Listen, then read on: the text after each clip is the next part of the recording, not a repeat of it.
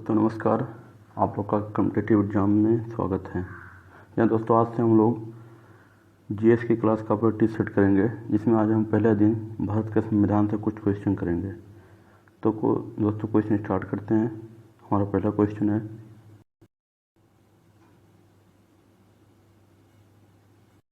तो पहला क्वेश्चन है कि निम्नलिखित में से किस अधिनियम में कलकत्ता में सर्वोच्च न्यायालय की स्थापना का प्रावधान किया गया था। यह तो पहला क्वेश्चन है कि कलकत्ता में सर्वोच्च न्यायालय की स्थापना किस अधिनियम के द्वारा किया गया था।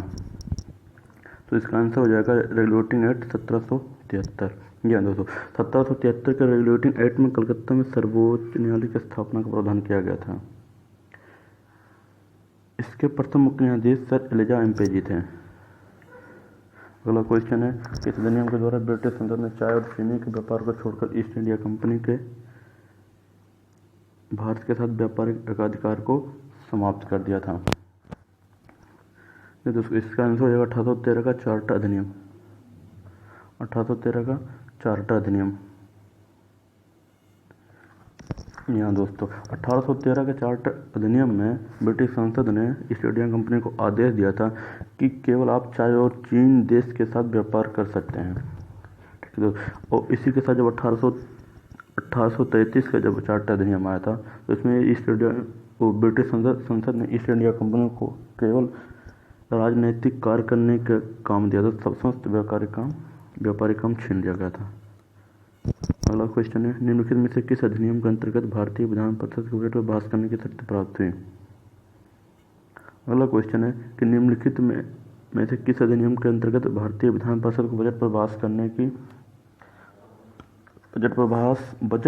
करने की शक्ति प्राप्त हुई थी। यहाँ दोस्तों इसका आंसर हो जाएगा भारतीय परिषद अधिनियम 1892। 1892 के भारतीय परिषद अधिनियम ने विधान परिषद के कार्यों में वृद्धि की। ठीक, इसके तहत बजट पर बहस करने की शक्ति दी गई थी, परंतु मतदान की नहीं। हम ये कह सकते हैं कि भारतीय परिषद अधिनियम 1892 में भारतीयों को केवल बजट पर बहस करने की शक्ति प्रदान की गई थी, न कि मतदान की। यहाँ दोस्तों अगला क्वेश्चन देखते हैं। अगला क्वेश्चन है कि निम्नलिखित में से किस एक अधिनियम द्वारा भारत में संघीय न्यायालय की स्थापना की गई थी।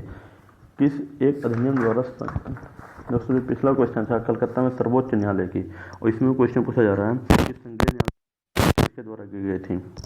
तो दोस्तों इसमें भारत में संघीय न्यायालय की स्थापना 1935 के द्वारा की गई थी।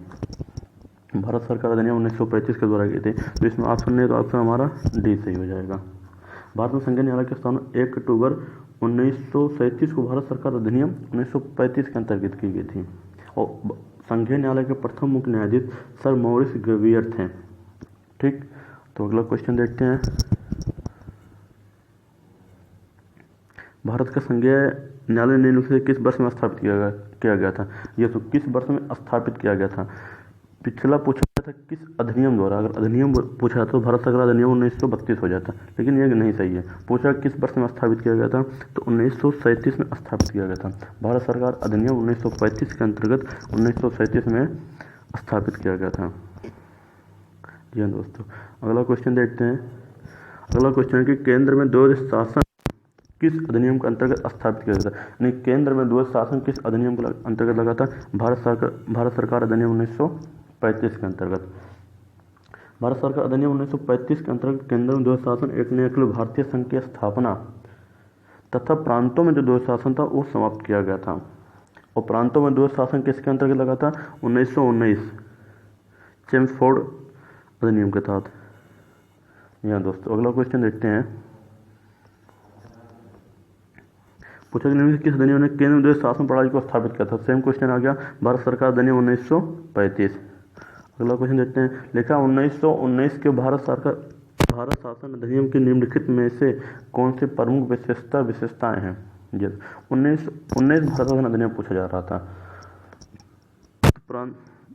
विशेषताएं हैं, लिखा पहला ऑप्शन, प्रांतों की कार्यकारी सरकार में द्वैध शासन की व्यवस्था। प्रांतों में कार्यकारी सरकार की द्वैध शासन की, प्रांतों अन्य राज्यों में द्वैध शासन लागू हुआ था 1919 के तहत। यह दोस्तों सही है।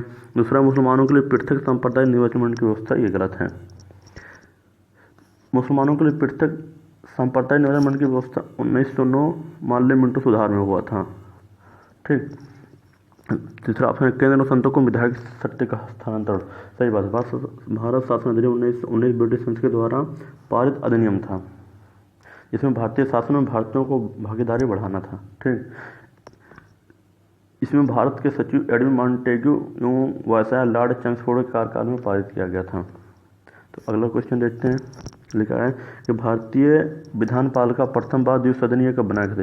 भारतीय विधान पालिका प्रथम बार द्विसदनीय कब बनाए थे। विधान पालिका यानी प्रांत, प्रांत यानी राज्य, तो राज्यों में द्विसदनात्मक कब आया था। 1919 में आया था। ठीक। अगला क्वेश्चन देखते हैं कि केंद्र में कौन सा एक द्विसदनीय विधेयक लाया था। केंद्र में से कौन सा एक द्विसदनीय विधेयक लाया गया था, वही आंसर हो जाएगा 1919। विधायक का पूछना तो 1919 हो जाएगा। ठीक। अगला क्वेश्चन देखते हैं।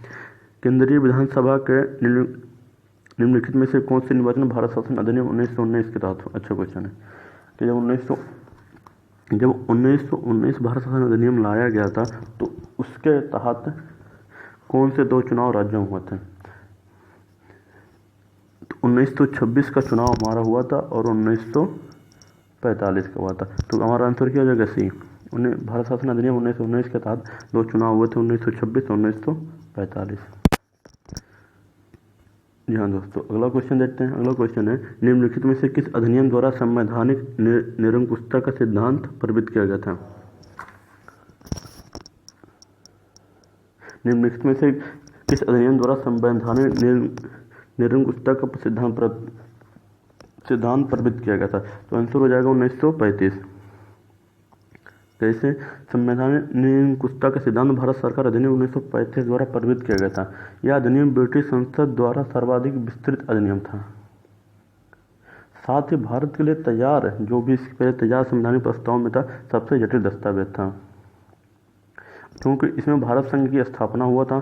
संघीय न्यायपालिका केंद्र और राज्यों के मध्य सत्यों का विभाजन आदि की व्यवस्था की गई थी, इसलिए सबसे संवैधानिक निरंकुशता हो गया था। अगला क्वेश्चन देखते हैं। भारत के संविधान में केंद्र और राज्यों के बीच किया गया सत्यों का विभाजन इनमें से किस उल्लिखित योजना पर है। सत्यों का विभाजन किस उल्लिखित योजना पर। सीधी सी बात है 1935 गया था अभी। इसका आंसर हो जाएगा सी। ठीक। अगला क्वेश्चन देखते हैं। निम्नलिखित में से एक बार नहीं था।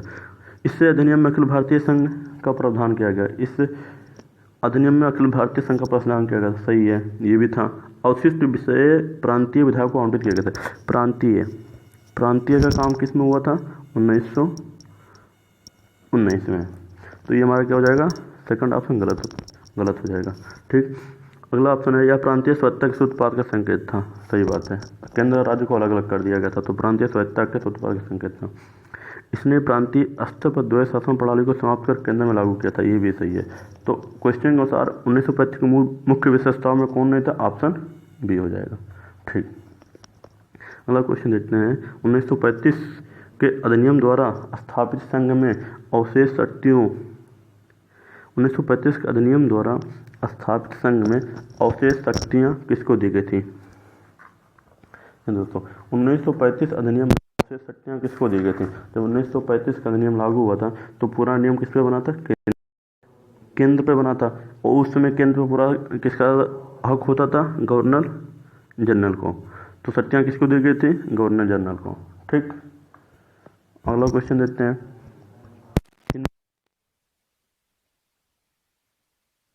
स्वीकार किया हुआ महत्वपूर्ण और अस्थायी अवयव नहीं है। देखिए, देश के लिए लिखित संविधान नहीं हुआ था। देश के लिए लिखित संविधान के तहत किया गया था, तो ये हमारा गलत हो जाएगा। देश के जो ये 1900 क्रिप्स मिशन आया था उसके तहत शुरू किया गया था, तो पहला ऑप्शन गलत हो जाएगा। कौन सा अवयव नहीं था, ये हमारा सही हो जाएगा। लेकिन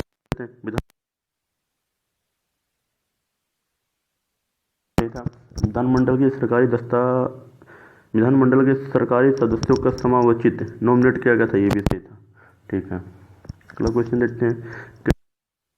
भारत सरकार संविधान निर्मात्री परिषद में प्रत्येक प्रांतों को आवंटित सदस्य संख्या निर्धारित करने के लिए एक प्रतिनिधि कितनी संख्या का अनुपात में था। अच्छा, जो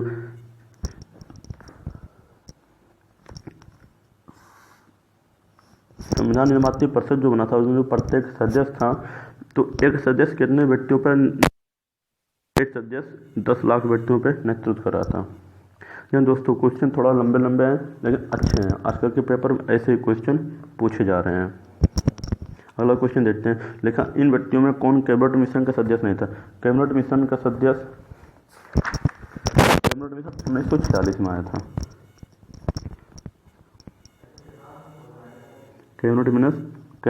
कैबिनेट मिशन हमारा 1946 में आया था। इसके 3 सदस्य थे, स्टेफोर्ड क्रिप्स, पैट्रिक लॉरेंस और एबी अलेक्जेंडर। ठीक है, इसके अध्यक्ष स्टेफोर्ड क्रिप्स थे, तो इसमें कौन सा नहीं थे, विलियम वुड नहीं थे। बाकी स्टेफोर्ड क्रिप्स, पैट्रिक लॉरेंस और एबी अलेक्जेंडर थे, जिसके अध्यक्ष स्टेफोर्ड क्रिप्स को बनाया गया था। अगला क्वेश्चन है, भारतीय संविधान सभा का गठन किया गया था। जी हाँ दोस्तों, भारतीय संविधान सभा का गठन किया गया था